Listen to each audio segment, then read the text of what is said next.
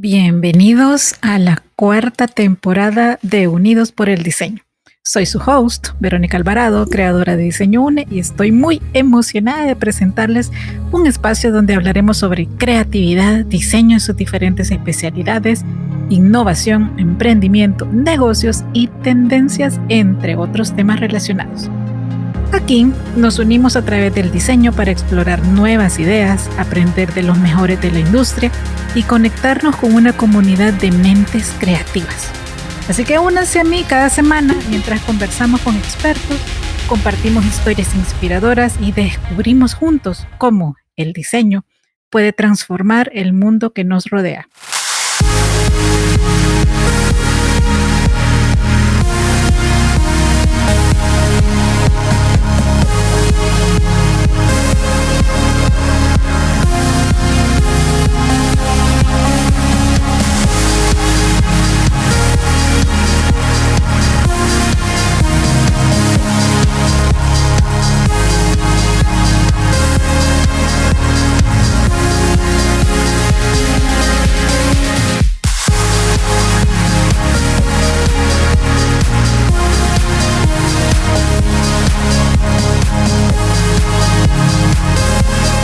Unidos por el diseño.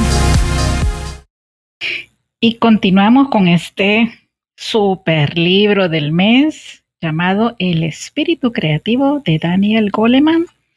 Y en serio les digo, hubiera querido podérselos leer completo porque en serio que vale mucho, mucho la pena. Pero para hoy les tengo sí un episodio más larguito, pero es que de verdad es demasiado interesante. Este apartado se llama Expandir la creatividad, el flujo del momento blanco. Cuando la creatividad está en su apogeo, se puede experimentar eso que los atletas y actores llaman el momento blanco. Todo te sale bien, tus habilidades se adecúan de manera tan perfecta al desafío que pareces fundirte con él. Todo se siente armonioso, unificado y carente de esfuerzo. Ese momento blanco es lo que los psicólogos denominan el fluir. En el estado del fluir, las personas se hallan en su punto más alto.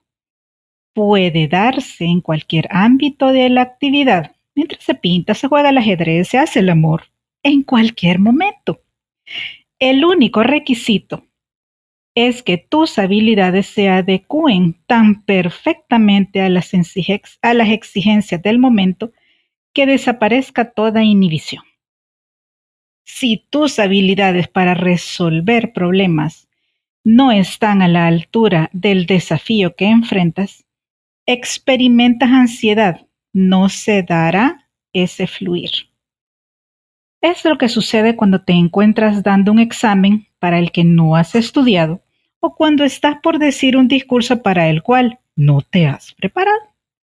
Si tus habilidades son demasiado grandes para el desafío inmediato, experimentas lo opuesto, aburrimiento. Es la sensación que podría experimentar un doctor en astrofísica si el mayor desafío creativo de su jornada fuera arreglar un coche. Cuando encajan las habilidades y el talento, entonces el fluir tiene más probabilidad de surgir. En ese instante, la atención está enfocada plenamente en la tarea inmediata. Una señal de esta completa absorción es que el tiempo parece pasar mucho más rápido o mucho más lento. La gente se halla tan sintonizada con lo que está haciendo que es indiferente a cualquier distracción. Este psicólogo mencionado anteriormente cuenta la siguiente anécdota acerca de un cirujano que realizaba una operación difícil. Cuando la intervención terminó, el cirujano miró alrededor y notó, por casualidad, una pila de escombros en un rincón del quirófano. Cuando preguntó qué había sucedido, le respondieron que parte del cielo raso se había caído durante la operación Él estaba tan absorto en su trabajo que no había escuchado nada. Los estudios neurológicos de personas en estado de flujo muestran que el cerebro en verdad gasta menos energía cuando luchamos con un problema. Una razón de ello parece ser que las partes del cerebro más relevantes para la tarea que debe realizarse están más activas y las que son irrelevantes se hallan relativamente quietas.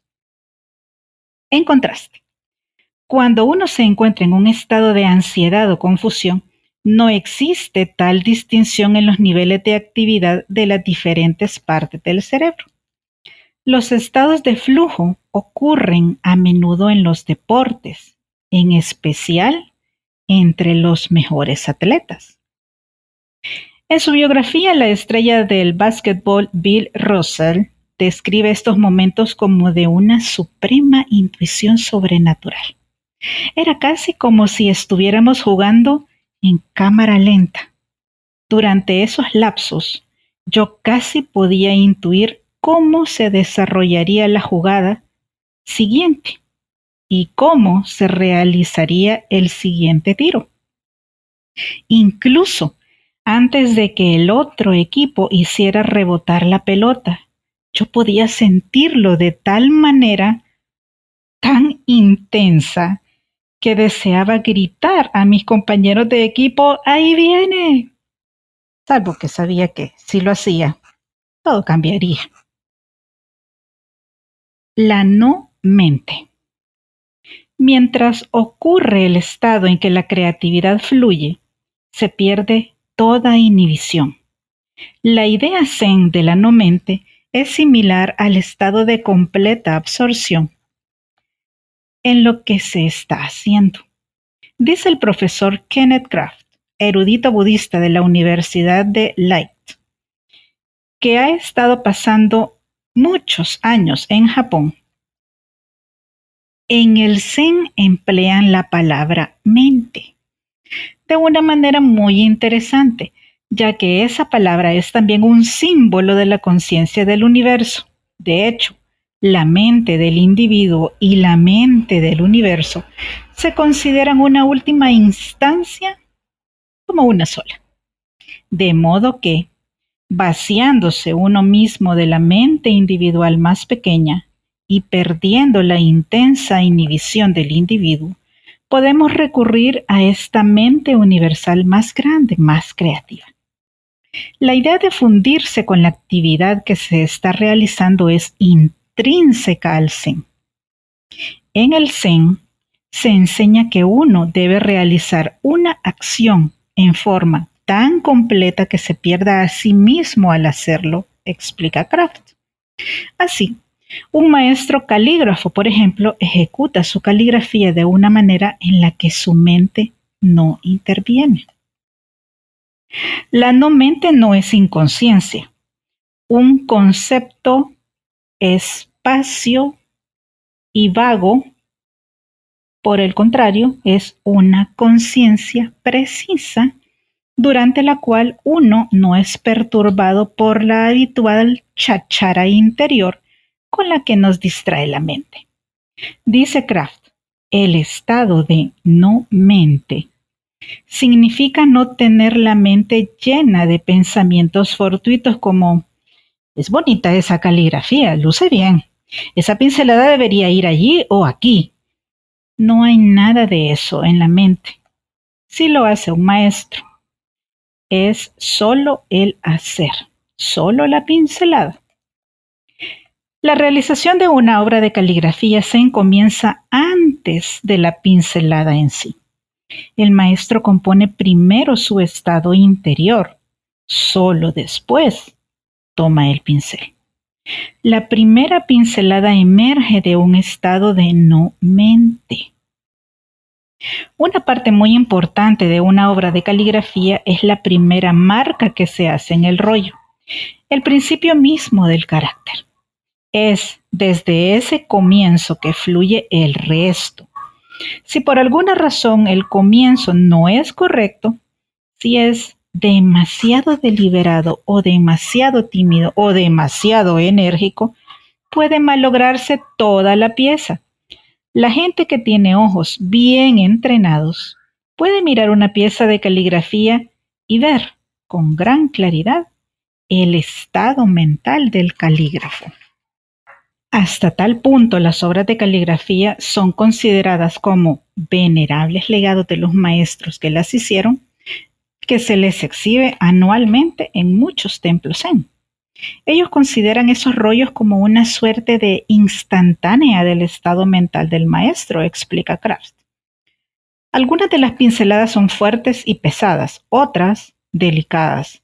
Algunas son apresuradas, otras compuestas y sedadas. Y sin embargo, todas en un sentido expresan el zen del maestro, su conciencia. Y en un sentido profundo, todos nuestros actos creativos expresan nuestra conciencia, quiénes somos en ese momento. La mente como agua.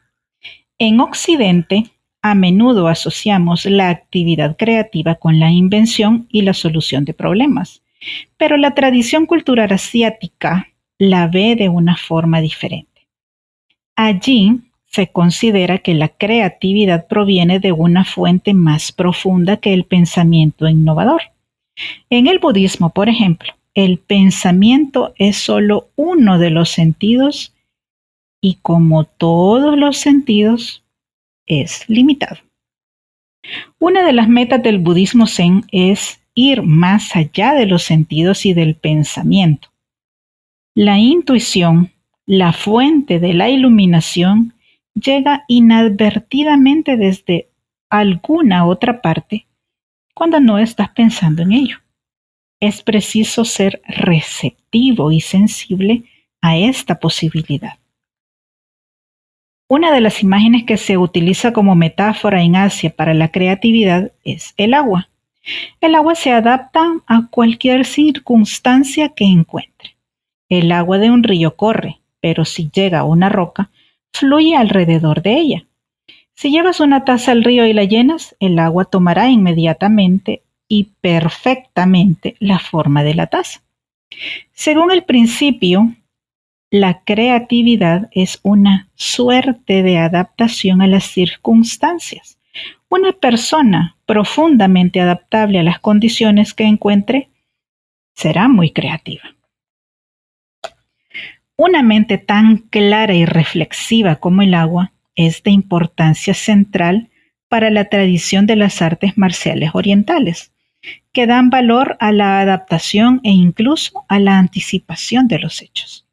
Se requiere enorme disciplina para alcanzar este estado mental, en el cual uno es capaz de recibir información sin distorsión, porque es la información precisa, ya sea la detección del siguiente movimiento del adversario en el judo o la anticipación de un cambio sutil en el gusto de los compradores de coches, lo que forma la base de la acción creativa.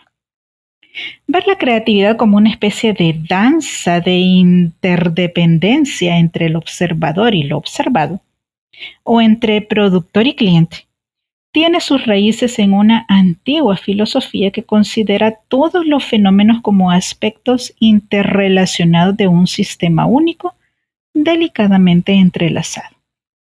Las actuales visiones científicas de la ecología reflejan esta filosofía, que sostiene que las acciones más creativas son aquellas verdaderamente adaptables y sensibles al ambiente total de cada uno. La canalización de la creatividad puede verse en las formas de arte conocidas en Japón como maneras. La manera de la caligrafía, la manera de la arquería, la manera del té, la manera de los arreglos florales, la manera del judo. Estas maneras son esenciales para la cultura asiática, dice Kraft. Al principio, a los occidentales les da la impresión de que la manera es solo un pequeño sendero estrecho con reglas muy fijas y nada de creatividad.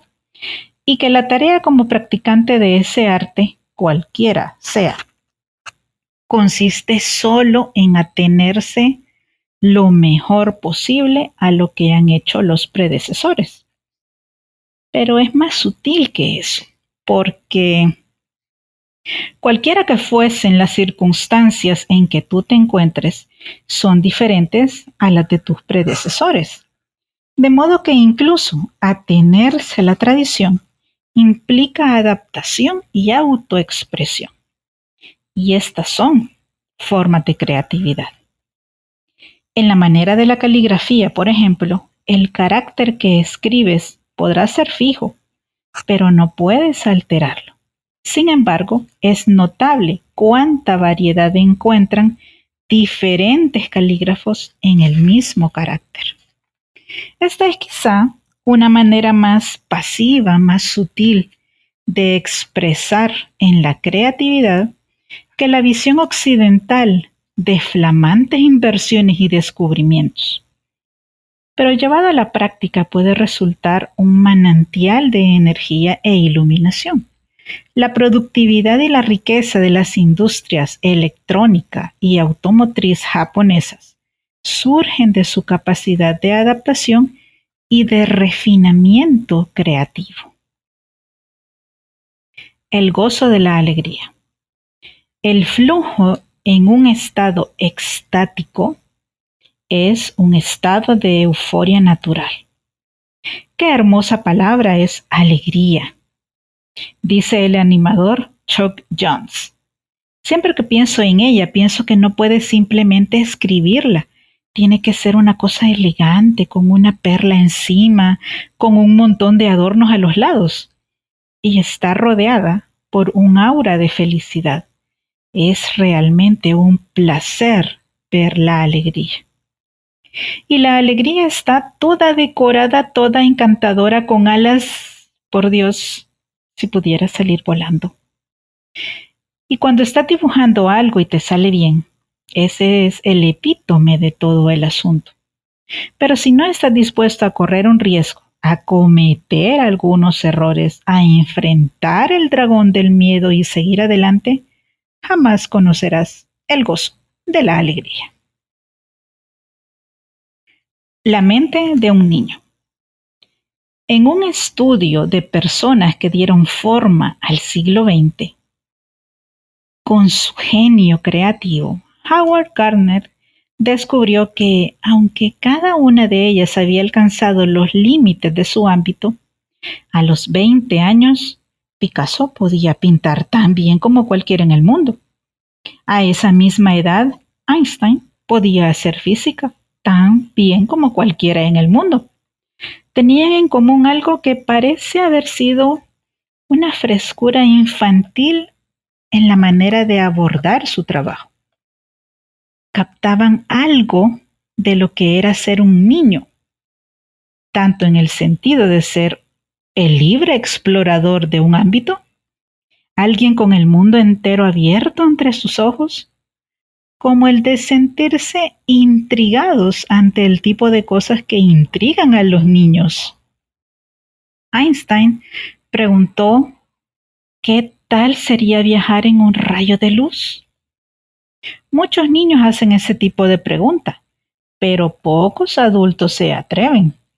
Picasso preguntó, ¿qué podemos hacer si tomamos un objeto y lo fragmentamos en muchas partes diferentes? Freud se hacía preguntas básicas sobre los sueños.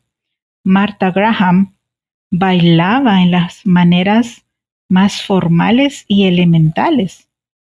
Yo creo que toda persona, ya sea un gran creador o uno que expresa su creatividad en lo cotidiano, lo extrae no solo de su conocimiento y destreza en su ámbito, sino de algo relacionado con la capacidad de ser como un niño. El tipo de problemas y preguntas que enfrentan los niños todo el tiempo, pero de los cuales se nos enseña que debemos dejar atrás junto con las demás características de la niñez. La creatividad se arraiga primero en la infancia, de modo que lo veremos más adelante, las condiciones en que crece o se atrofia durante esa etapa la creatividad. Nutrir la creatividad. Si la creatividad es el estado natural del niño, ¿qué sucede en el camino a la adultez? Muchos nos reconoceremos en el triste relato de la pequeña Teresa Amabel, ahora especialista en creatividad. Cuando yo estaba en el jardín de la infancia, mi adorada maestra, la señora Bollier, fue a casa para tener una conversación de fin de año con mi madre. Y por supuesto, yo estaba escuchando la conversación desde la habitación contigua. A Teresa le encantó oír que la señora Bollier decía a su madre: creo que Teresa tiene muchas posibilidades para la creatividad artística. Espero que sea algo que realmente desarrolle con los años. Yo no sabía que era creatividad, pero sin duda sonaba algo que era bueno tener. Recuerdo que cuando asistí al preescolar, iba corriendo todos los días muy entusiasmada por ponerme ante el caballete y jugar con todos esos colores fuertes y esos grandes pinceles que teníamos. Y había una mesa para el trabajo con arcilla en la que se nos daba libre acceso a los materiales artísticos. Recuerdo que todos los días, después del preescolar, regresaba a casa y le decía a mi madre que quería jugar con lápices de colores, que quería dibujar, que quería pintar, pero el jardín de la infancia sería el punto culminante de la carrera artística de Tess. Al año siguiente entró a una escuela estricta y tradicional. Las cosas comenzaron a cambiar. En lugar de tener libre acceso a materiales artísticos todos los días, el arte se convirtió en una asignatura más, algo que hacíamos durante 1 hora y media los viernes por la tarde. Semana tras semana, durante la escuela primaria, fue la misma clase de arte y muy restringida, incluso desalentadora. Nos daba pequeñas reproducciones de alguna obra maestra de la pintura, una diferente cada semana. Así, por ejemplo, recuerdo que una semana, en segundo grado, todos teníamos una pequeña copia de la Adoración de los Reyes Magos de Da Vinci. El objetivo era que apreciáramos el arte, pero no era así como lo usaban nuestros profesores. Ellos nos decían que sacáramos nuestros materiales de arte y copiáramos. ¿Pedían a niños de segundo grado que copiaran a Da Vinci? Con sus hojas sueltas y sus lápices de colores, un ejercicio frustrante. A esa edad uno todavía no tiene el desarrollo y la destreza necesaria para lograr siquiera que los caballos y ángeles entren en la hoja, y mucho menos que se parezcan a algo. Era muy desmoralizador. Todos teníamos que ver lo que hacíamos era muy malo. No nos ayudaba en lo absoluto a desarrollar nuestra habilidad, peor aún. Nos calificaban sobre la base de esas monstruosidades que producíamos, de modo que sentíamos una fuerte presión en la evaluación. Yo tenía mucha conciencia en esa época de que estaba anulando por completo mi motivación por realizar trabajos artísticos. Ya no quería ir a casa al final del día para tomar mis lápices o pinceles o ponerme a dibujar o pintar. Los asesinos de la creatividad. Las presiones psicológicas que inhiben la creatividad del niño tienen lugar en las primeras etapas de la vida. A la mayoría de los niños que van al preescolar, al jardín de la infancia e incluso al primer grado de la primaria, les encanta estar en la escuela. Sin embargo, cuando llegan a tercero o a cuarto grado, a muchos ya no les gusta la escuela y mucho menos tienen algún sentido de placer de su propia creatividad. La investigación que la doctora Amabile ha identificado como los principales asesinos de la creatividad son la vigilancia. Situarse junto a los niños haciéndolos sentir que son observados constantemente mientras trabajan. Cuando un niño se halla bajo constante observación, el impulso creativo y las ganas de arriesgarse resulta ahogado y se esconde. Otro, la evaluación. Hacer que los niños se preocupen por cómo juegan los demás y lo que ellos hacen. A los niños debe preocuparles en primer lugar si ellos mismos se sienten satisfechos con sus logros, en lugar de concentrarse en cómo los evaluarán o calificarán o qué pensarán sus pares. Otro, las recompensas. El uso excesivo de premios como estrellas doradas, dinero o juguetes, utilizados en exceso.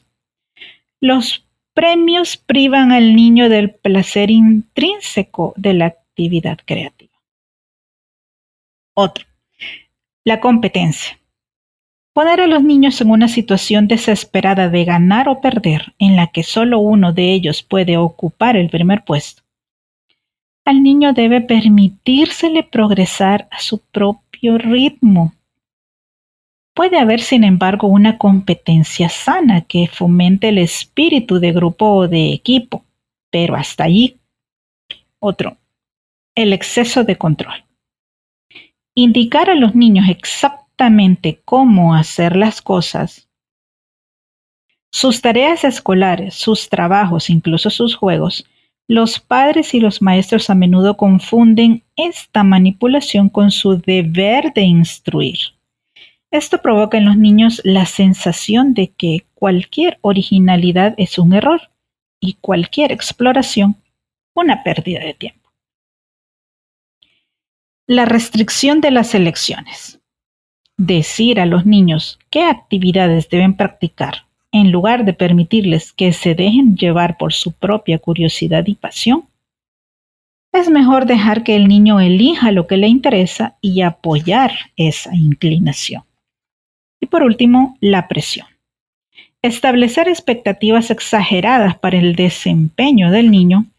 Por ejemplo, los regímenes de entrenamiento tipo invernadero que obligan a los niños muy pequeños a aprender el alfabeto o a contar antes de que tenga ningún interés real, pueden con facilidad tener el efecto contrario y producir aversión por el tema que se está enseñando. Uno de los mayores asesinos de la creatividad, no obstante, es más sutil y se halla tan profundamente arraigado en nuestra cultura que apenas lo reconocemos y tiene que ver con el tiempo. Si la motivación intrínseca es una clave de la creatividad del niño, el elemento crucial para cultivarla es el tiempo. Tiempo ilimitado para que el niño saboree y explore una actividad o un material en particular hasta hacerse dueño de él. Tal vez uno de los mayores crímenes que cometen los adultos contra la creatividad del niño sea el de robar ese tiempo a los niños. Los niños, más naturalmente que los adultos, entran en ese estado de creatividad llamado flujo, en el cual la absorción total puede engendrar picos de placer y creatividad. En el estado de flujo, el tiempo no importa, existe solo el momento atemporal inmediato. Es un estado que resulta más cómodo a los niños que a los adultos, que son más conscientes del paso del tiempo. Nuestro ingrediente de creatividad es el tiempo sin límite, afirma Anne Lewin, directora del Capital Children's Museum de Washington, D.C. El Museo de los Niños es un ámbito destinado a llevar a los niños al estado creativo, pero como bien puede Lewin comprobar allí todos los días, existe una marcada diferencia entre los ritmos de los niños que van al museo y los de los adultos que los llevan. Los niños poseen la capacidad de ser cautivados en cualquier cosa que estén haciendo de una manera que resulte mucho más difícil para un adulto. Ellos necesitan tener la posibilidad de seguir sus inclinaciones naturales, sus talentos particulares, de ir a donde los lleven sus inclinaciones. Lamentablemente, los niños son interrumpidos, arrancados de su profunda concentración, su deseo de trabajar algo hasta llegar al fondo, que resulta frustrado. Lewin explica, los adultos tienen la compulsión de recorrer todo el museo y verlo todo. Pero aquí hay cientos de cosas que pueden absorber profundamente a un niño, cosas con las que los niños pueden pasar horas. Y ves a los adultos tironeándolos y diciéndoles, ya está bien, vamos. Es terriblemente frustrante que te interrumpan cuando estás en medio del proceso. Pero vivimos de una manera muy apresurada, de modo que una y otra vez se interrumpe a los niños en medio de cosas que les encanta hacer. Se les dan plazos, horarios, no existe tiempo para que se relajen a su propio ritmo. Nosotros los adultos estamos demasiado presionados, demasiado ocupados. No creo que nuestros niños dispongan de tiempo suficiente, o se los organiza demasiado o demasiado poco. Es necesario tener la posibilidad de seguir en una actividad durante el tiempo que ella cautive la imaginación, aunque sea días o semanas.